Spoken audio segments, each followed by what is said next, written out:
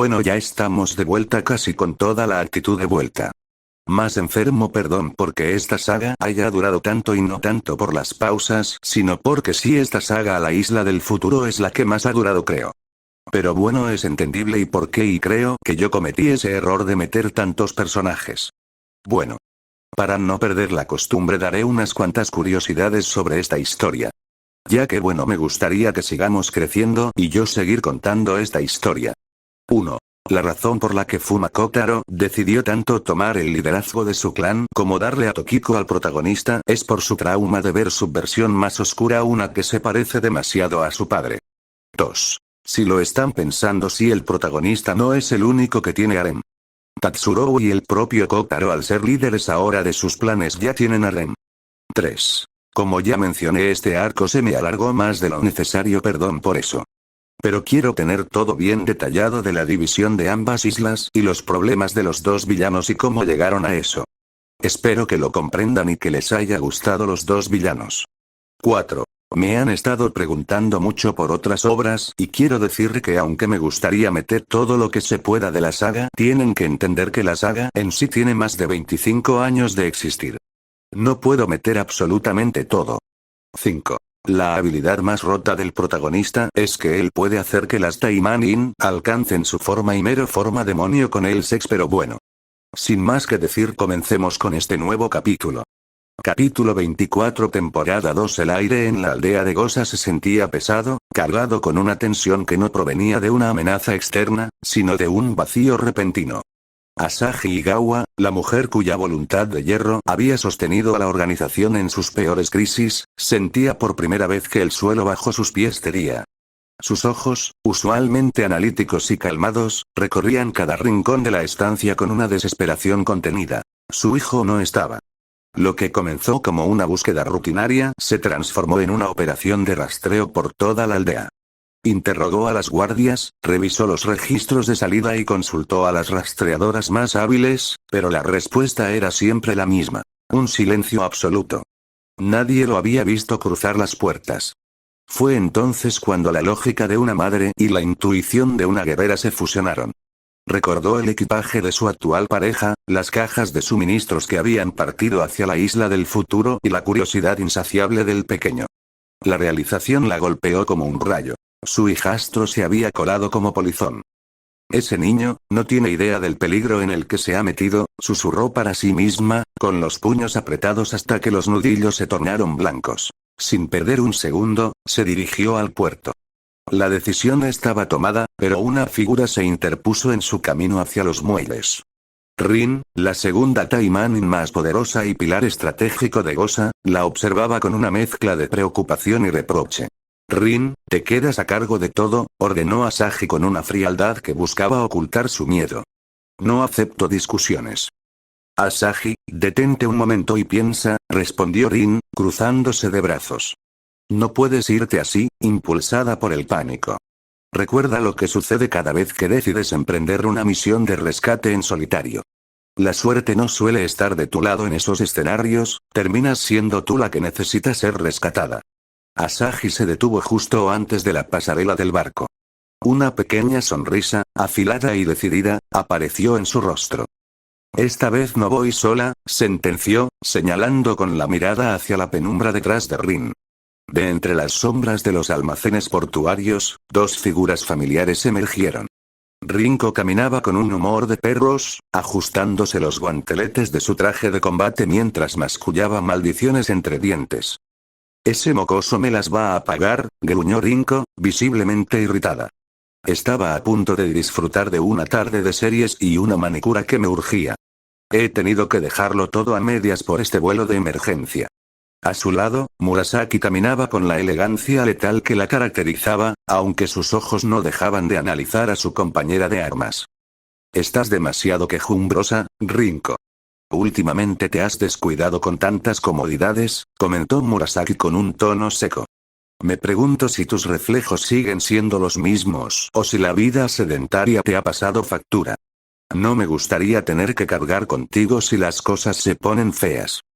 Estaré perfectamente, Murasaki. Mi espada habla mejor que mis quejas, replicó Rinko, subiendo al barco de un salto, ansiosa por terminar con esto y volver a su descanso. Asahi subió tras ellas, sintiendo un breve alivio al contar con guerreras de tal calibre. Sabía que la isla del futuro era un nido de avispas, un lugar donde los villanos tejían planes que podrían cambiar el destino del mundo, y su hijo estaba justo en el centro de ese caos. Rin permaneció en el puerto, viendo cómo el pequeño navío se alejaba cortando las olas. Suspiró, sabiendo que el trabajo administrativo que le quedaba por delante sería una tortura comparada con una batalla, pero su verdadera preocupación seguía en el horizonte. Tengan cuidado, murmuró al viento. Porque si el enemigo descubre quién viaja en ese barco, la isla del futuro se convertirá en un infierno. Carlos jadeaba, manteniendo la guardia alta mientras sus pulmones quemaban. Las clones de Oboro eran pesadillas vivientes. A su izquierda, la Slime era un arsenal biológico. De su cabello brotaban cañones y de sus extremidades surgían ametralladoras rotatorias que no dejaban de escupir plomo. A su derecha, la Oni mecánica era aún peor. Su lanza crepitaba con una energía carmesí que hacía vibrar el aire con un zumbido de muerte. «Aléjense», gritó Carlos, blandiendo la espada de la niña de los sueños. Una tormenta de pétalos de cerezo estalló en el aire, creando una barrera visual y física. En ese instante de distracción, su dragón emergió de las sombras, atrapando a Kosuke y a la joven acompañante entre sus fauces para ponerlos a salvo. Pero el alivio fue efímero. La Oni atravesó la cortina de pétalos con una velocidad inhumana, desintegrando la delicada magia floral como si fuera simple humo. Carlos reaccionó invocando más dragones de la espada, bañándolos en esencia de Sakura para fortalecerlos, pero la lanza de la Oni fue más rápida. Los rayos rojos impactaron a las criaturas, dejando tras de sí marcas negras, una necrosis espiritual que devoraba la existencia misma de sus invocaciones. Borradores de almas, pensó Carlos con un escalofrío. Sabía que esas armas estaban prohibidas, reservadas solo para los ejecutores del mundo oscuro. Sin más opción, liberó su forma Iner. Las alas brotaron de su espalda, impulsándolo hacia el cielo para ganar distancia, pero la Slime interrumpió su ascenso. Su cuerpo se transformó en una batería de artillería pesada y una ráfaga de proyectiles oscureció el sol. Carlos se envolvió en sus alas, escuchando el impacto ensordecedor de las balas contra sus plumas reforzadas, hasta que, de repente, el ataque cesó. Un silencio antinatural cayó sobre el campo de batalla. Las clones de Oboro bajaron sus armas, mirando hacia un solo punto con una mezcla de sorpresa y odio. Desde el suelo, emergió Gio, el presidente de la isla mecánica. Por primera vez, el hombre estaba solo, pero su presencia llenaba el vacío. Su brazo derecho ya no era humano. Era una prótesis mecánica de un negro abisal, sobredimensionada, con puntas de dedos que terminaban en agujas quirúrgicas que goteaban una energía extraña. Está aquí, y creo que lo tiene, informó la Oni a través de un comunicador, ignorando por completo a Carlos, a quien casi había borrado de la existencia segundos antes. Van a pagar por cada interferencia, sentenció Gio. Sus ojos brillaban con una frialdad algorítmica.